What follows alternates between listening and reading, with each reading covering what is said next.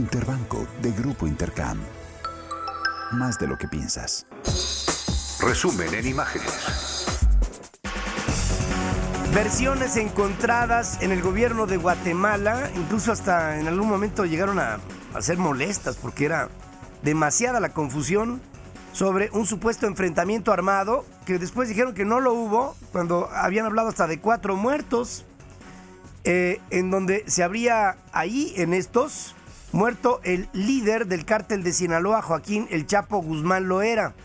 Los primeros indicios hablaban de un cruento choque entre el ejército de Guatemala y sicarios de esa organización criminal en la zona selvática del Petén, muy cerca de la frontera con México, con un saldo de 4 sicarios que habían sido abatidos, uno de ellos con rasgos del capo mexicano, e incluso se habló de vehículos y de armas que quedaron en el lugar, pero luego se dijo que el tiroteo fue entre grupos criminales.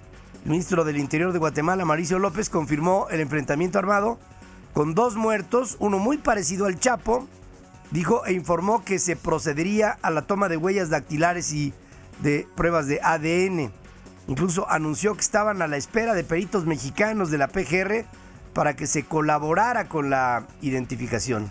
Más tarde, llega el vocero presidencial de Guatemala, Francisco Cuevas, quien había hecho las mismas declaraciones a medios internacionales y corrigió todos sus dichos y negó absolutamente todo. Se investigan las versiones del presunto enfrentamiento armado presunto. No tenemos confirmado el hecho, ni tampoco tenemos confirmado que haya muertos, ni mucho menos el abatimiento del capo mexicano.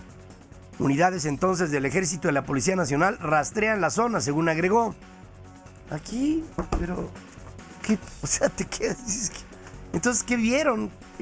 ¿En dónde estaba basada la información que en principio dieron, incluso hasta con vehemencia, ¿no? Aquí en México, el presidente y el secretario de Gobernación dijeron al concluir la sesión solemne en el Senado para honrar al ejército que no tenían confirmación de las versiones periodísticas sobre la supuesta muerte del El Chapo Guzmán, pero se mantenían en contacto con autoridades de Guatemala. Todavía no tengo ninguna información que confirme tal hecho y espero tener alguna actualización cuando salga aquí del destino. Estamos en comunicación con el gobierno de Guatemala, pero todavía ellos mismos no tienen información que pudieran darlos y con ellos confirmar esa situación. El Chapo Guzmán fue detenido en Guatemala el 9 de junio de 1993 en un operativo que dirigió el hoy presidente de Guatemala, Otto Pérez Molina. Entonces era director de inteligencia del ejército guatemalteco. Recientemente Wikileaks reveló comunicaciones de la Agencia de Seguridad e Inteligencia de los Estados Unidos, de esta Stratford, que ubicaban el escondite del narco mexicano justamente en la región del Petén, en Guatemala. Con todo esto, te quedas... O sea, a mí me quedaron sin sabor. Y luego, acuérdense, en enero del 2001, lo primero que pasa en el gobierno del entrante y entonces flamante nuevo presidente Vicente Fox, se escapa Joaquín El Chapo Guzmán del penal de Puente Grande, allá en Jalisco. Ahí confundido, fue el 19 de febrero del año 2001 cuando se escapa el Chapo. Ahí lo metieron en un carrito con toallas sucias, lo sacaron por la puerta de servicio y desde entonces hasta el día de hoy no hay absolutamente nada que lo pueda ligar o bien que lo haga localizable. Sí hay por ahí historias, ¿no? Y leyendas de que se le vio en quién sabe qué lado y que cerró un restaurante, pero nada. La organización Human Rights Watch exige al gobierno mexicano investigar a fondo todos los casos de desaparición en el sexenio anterior, pues esto no puede quedar en una simple estadística, ni asumirse que todos los desaparecidos fueran criminales, según dice el director de Human Rights Watch para las Américas, José Miguel Vivanco. Al actual gobierno del presidente Peña Nieto, que para enfrentar el futuro, para evitar que esto se logre repetir, Hay que hacer justicia. Esto debe resultar en la identificación, en el castigo, en el procesamiento ejemplar de soldados, de oficiales, tanto del Ejército como de la Marina, con total transparencia, de cara al país, con sentencias que sean proporcionales a las atrocidades que aquí se han cometido por parte de la fuerza pública en una guerra contra el narcotráfico donde todo fue permitido. Una sola persona desaparecida y un solo hecho al margen de la ley será atendido por el gobierno, dice por su parte el secretario de Gobernación al firmar un convenio con el Comité Internacional de la Cruz Roja para adoptar protocolos de búsqueda de desaparecidos y uso de la fuerza. Vamos a trabajar hacia el pasado en la búsqueda de las personas, pero vamos a trabajar mucho hacia el futuro para que esto no vuelva a suceder y para que si sucede exista lo mínimo que debe de otorgar el Estado mexicano para encontrar a las personas desaparecidas. Lo mínimo que debe de otorgar el gobierno mexicano. La PGR hará todo lo que sea necesario para encontrar a los desaparecidos, dice por su parte el procurador Jesús Murillo Caram, aunque no me puedo comprometer a encontrarlos vivos o muertos, pero sí a hacer todo lo que esté en nuestra mano, dice Murillo. El PAN en el Senado exigió a la Secretaría de Gobernación la publicación inmediata de la lista, esta presunta de 27,000 desaparecidos, a la que hiciera referencia la subsecretaria de Derechos Humanos de la dependencia, Lía Limón. Pues es muy diferente, dicen, una desaparición forzada y la gente que no está o incluso que no quiere ser localizada. El secretario de Gobernación se desmarcó de la cifra de los 27,000 desaparecidos, que corresponde a la base de datos del gobierno anterior, según explicaba. Tenemos una suma de 27,000, la de Senapi de 27,000 hasta noviembre del 2012 y por supuesto que los que se den en esta administración los vamos a reconocer, pero el Estado mexicano tiene la obligación de hablar de una lista oficial, de decirles cuántos son y cuántos están debidamente documentados. Estamos haciendo una sola lista, no podemos tener una en la Procuraduría General de la República, una en la Secretaría de Gobernación o una en los estados de la República. Vamos a tener una general que les daremos a conocer. El cumplimiento de la ley y el respeto a los derechos humanos es la condición indispensable para la paz, tarea en la que las Fuerzas Armadas participan con lealtad y esmero, asegura el secretario de la Defensa Nacional, Salvador Cienfuegos, en la ceremonia solemne por el centenario de la fundación, o de la institucionalización del Ejército Mexicano. Conocemos que cumplir la ley y respetar los derechos humanos es prescripción que permite armonizar la convivencia colectiva. Vivir en un estado de derecho es convivir con certidumbre, con seguridad, es tener confianza y la mejor garantía para la paz. Apreciamos también las recientes reformas aprobadas por el Congreso de la Unión que han mejorado la calidad de vida de los soldados y de sus familias. Que el Ejército de México, a 100 años de su creación, se refuerza cotidianamente con su realidad, con compromiso, vocación y servicio a México. En la ceremonia que atestiguó el presidente de la República y el presidente de la Suprema Corte de Justicia de la Nación, el senador Ernesto Cordero, plurinominal panista, destacó que más allá del debate político sobre la actuación de las Fuerzas Armadas en el combate a la delincuencia, los militares impidieron que los criminales se apoderaran de este país. Nuestros soldados también han protegido a nuestras familias ante el embate violento de los criminales. En años recientes, cuando las policías de buena parte del país se vieron rebasadas por la delincuencia, el Estado mexicano tuvo en el Ejército a una institución con la fuerza moral necesaria para contener y combatir esta brutal amenaza. El debate político sobre el papel de las Fuerzas Armadas en esta lucha puede ir y venir. Lo único cierto es que la acción valerosa y firme de nuestros militares impidió que la delincuencia siguiera creciendo impunemente y se apoderara del país. Previamente, el Pleno del Senado aprobó la minuta que propone acuñar una moneda conmemorativa por el centenario del Ejército Mexicano. El Ejecutivo envió a el Senado la propuesta para la ratificación de Manuel Mondragón y Calv como Comisionado Nacional de Seguridad. La propuesta fue turnada a la Comisión de Gobernación y se prevé que la próxima semana sea obviamente aprobada, y yo estoy seguro que así será.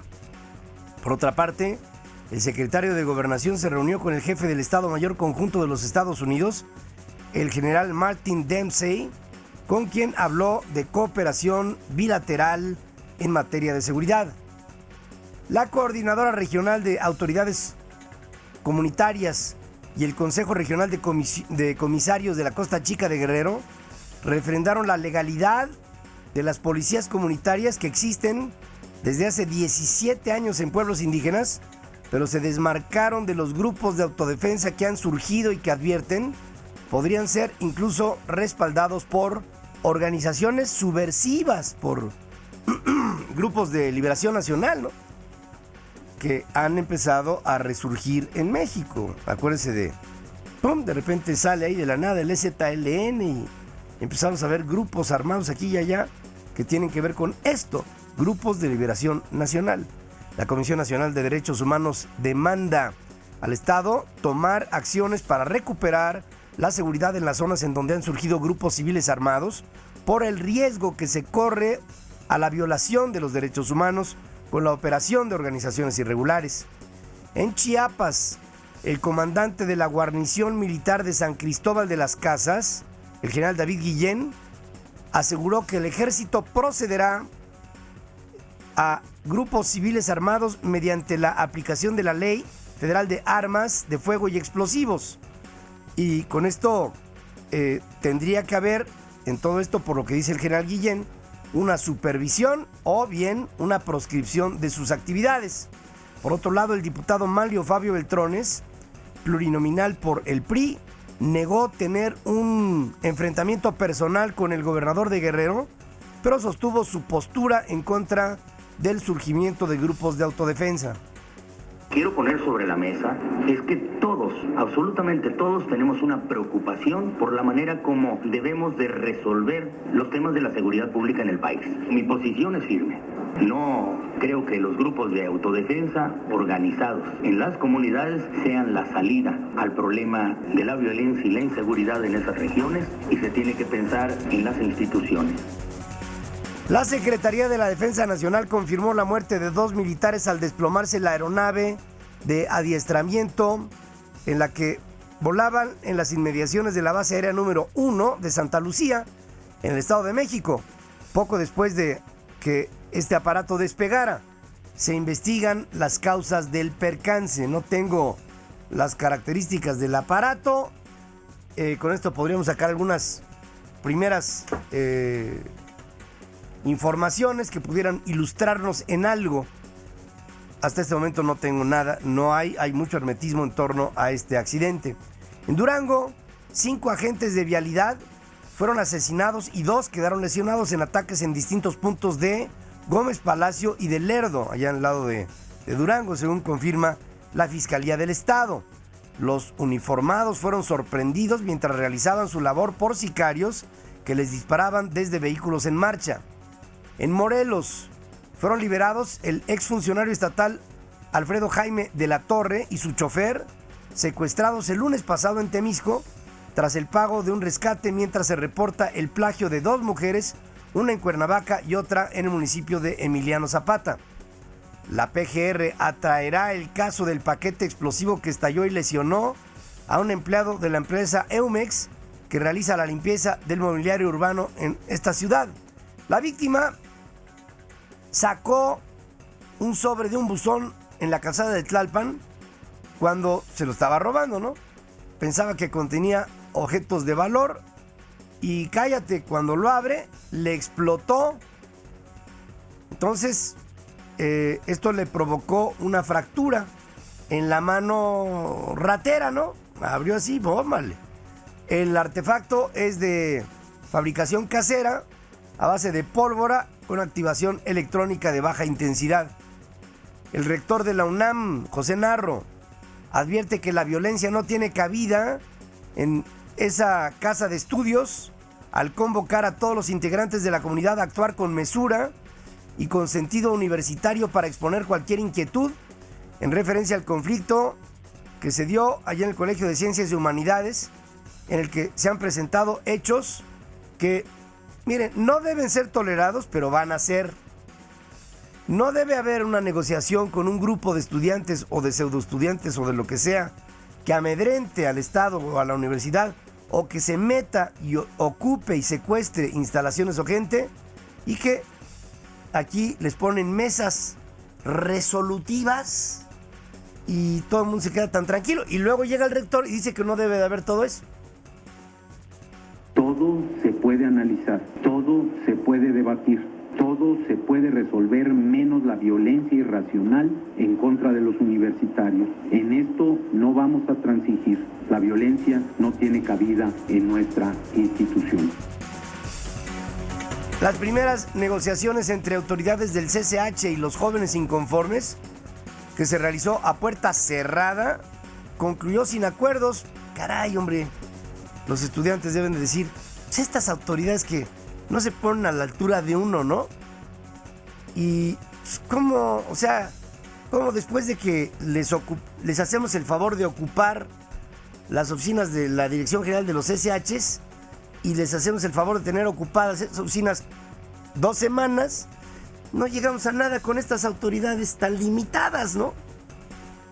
Deberán de pensar los estudiantes, me imagino. El secretario de Agricultura, Enrique Martínez advierte que habrá fuertes sanciones a quien especula con los precios del huevo y pollo, pues no existe desabasto ni razón para encarecer el precio. No tiene por qué afectar la explotación del producto en el mercado. Quien está especulando lo está haciendo aprovechando o medrando de una situación de sanidad. Por eso las autoridades competentes, ya la Secretaría de Economía, la Procuraduría Federal del Consumidor, están haciendo las funciones para sancionar a quien esté abusando de esta acción. La Cámara de Diputados aprobó un punto de acuerdo para demandar a las Secretarías de Economía y de Agricultura que exijan a la empresa Bachoco cumplir con las normas sanitarias establecidas para evitar un nuevo brote de influenza aviar. Está bien, ¿no? Qué bueno. El Consejo de Exportadores de Carne de Ave y Huevo de los Estados Unidos ofreció a los avicultores mexicanos apoyar con material genético el repoblamiento de las granjas afectadas. El Consejo Ciudadano de la capital del país propondrá a la Asamblea Legislativa establecer el trabajo social como pena por faltas cívicas. El tema, por ejemplo, del alcoholímetro sería ahí cabría, según anuncia el presidente Luis Bertman. Imaginemos a los tristemente célebres como el niño verde botella barriendo calles. ¿Se imagina? Su vida agarrar una escoba, pero o pintando bardas. Tendría obviamente esto un mejor mensaje para el cumplimiento de la legalidad presente y futura. Por otro lado, el secretario de Seguridad Pública capitalina, Jesús Rodríguez, anunció que serán premiados los policías del operativo alcoholímetro que detuvieron el pasado fin de semana al senador Jorge Emilio el Niño Verde Botella González. En el mundo, el presidente de Venezuela, Hugo Chávez, continúa con una clara insuficiencia respiratoria, cuya evolución no ha sido favorable, según acepta el ministro de Comunicación de Venezuela, Ernesto Villegas, en el primer reporte sobre la salud del comandante desde su regreso a Caracas el lunes pasado en la madrugada. ¿Se acuerdan que llegó a las 2:30 de la mañana? Tras 2 meses de haber convalecido en La Habana. Pese a ello, dice Villegas, en un mensaje transmitido en cadena nacional, avanza sin contratiempos mayores la recuperación de la cirugía en contra del cáncer a la que fue sometido Chávez en Cuba en diciembre. La insuficiencia respiratoria surgida en el curso del posoperatorio persiste y su tendencia no ha sido favorable, por lo cual continúa siendo tratada. En cambio, el tratamiento médico para la enfermedad de base continúa sin presentar efectos adversos significativos hasta el momento. El paciente se mantiene en comunicación con sus familiares, con el equipo político del gobierno y en estrecha colaboración con el grupo médico de trabajo. El presidente se mantiene aferrado a Cristo, con máxima voluntad de vida y con la mayor disciplina en el tratamiento de su salud. Ese ya es un paso adelante de decir todo está bien, ¿no? Y creo que aquí con esto lo que está haciendo el señor Ernesto Villegas es pues, una vacuna, como haciendo ver que con el tema de Chávez no todo está bien. Hay una clara insuficiencia respiratoria, lo que te puede llevar a otras cosas. Por el contrario, el médico venezolano Rafael Marquina afirma que Chávez está parapléjico y que su salud no presenta evolución alguna debido a complicaciones postoperatorias. Marquina, quien ha informado de manera continua sobre el estado de salud del jefe de Venezuela ante el hermetismo oficial, dice que Chávez permanece las 24 horas postrado en una cama o porque el cáncer ya hizo metástasis en los huesos de la espalda o porque tiene afectados los nervios, lo que le impide, y eso sí, le impide caminar. En tanto, el líder opositor de Venezuela, Enrique Capriles, señaló que el regreso a Caracas de Chávez ha sido usado por el oficialismo para desviar la atención sobre la crisis por la que está pasando la economía de Venezuela. El gobierno venezolano busca mantener toda la atención de la opinión pública sobre la salud del presidente para opacar los gravísimos problemas que está enfrentando el país. Es responsabilidad de los cardenales reunidos durante el periodo de la sede vacante establecer la fecha de inicio del cónclave del cual saldrá el sucesor de Benedicto, dice el portavoz del Vaticano, Federico Lombardi. Si bien el Papa está considerando emitir un decreto de motu propio para modificar las reglas de la sucesión pontificia, no le compete convocar a la reunión de la Capilla Sixtina, según dice la propia voz vaticana. El diario La República revela que Benedicto renunció luego de conocer un informe sobre la corrupción en los altos círculos de la Santa Sede, derivada de una investigación interna que encargó a 3 cardenales que destaparon una cloaca de corrupción, sexo y pugnas entre grupos de poder. El informe lo recibió al regresar el año pasado de su viaje pastoral por Cuba y México. Se dice que el documento lo tiene en su caja fuerte personal y que lo entregará a su sucesor. Y esta publicación de La República ha sido una bomba en Italia, una bomba. El apoyo hispano para el presidente de los Estados Unidos, Barack Obama, repuntó como resultado de su manejo del tema migratorio. De acuerdo con un reciente sondeo de Pew Center y del diario USA Today, el 73% de los latinos aprobó el trabajo del presidente Obama, mientras en el último trimestre del 2001 solamente el 48% de los hispanos lo respaldaba y casi 4 de cada 10 desaprobaba su desempeño. Fueron más de 90 los muertos por 4 bombardeos ocurridos el jueves en Damasco, denuncia el Observatorio Sirio para los Derechos Humanos, con lo cual se convirtió en uno de los días más sangrientos en la capital siria desde la revuelta iniciada en contra del presidente Bashar al-Assad, que estalló hace prácticamente ya 2 años, fíjense. Según cifras de la ONU, 70,000 personas han perdido la vida en el conflicto sirio, el más sangriento y prolongado de los levantamientos que han convulsionado al mundo árabe en los últimos años. Las principales ciudades de la India se encuentran en alerta máxima después de la doble explosión ocurrida en una zona comercial de la ciudad de Hyderabad, capital del estado de Andhra Pradesh, con un saldo de 14 muertos y más de un centenar de heridos en el primer gran atentado terrorista en ese país desde finales del 2011. Las explosiones se produjeron con un intervalo de 2 minutos afuera de un cine y de una estación de autobuses en un distrito conocido por ser el corazón de la industria informática de la India, que tiene una gran población musulmana.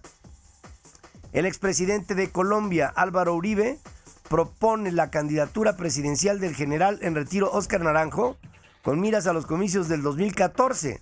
Este hombre es el que se iban a traer aquí a México como asesor, ¿se acuerdan? El presidente Peña Nieto. Uribe Vélez se reunió aquí en la Ciudad de México con Naranjo, actualmente asesor de seguridad del gobierno de Enrique Peña Nieto, para hablar al respecto. El exdirector de la Policía Nacional de Colombia es una de las personalidades de mayor aceptación entre los colombianos, incluso, según algunas encuestas, sería el único personaje que podría ganarle en las elecciones a Juan Manuel Santos en caso de que el actual jefe de Estado decidiera buscar la reelección.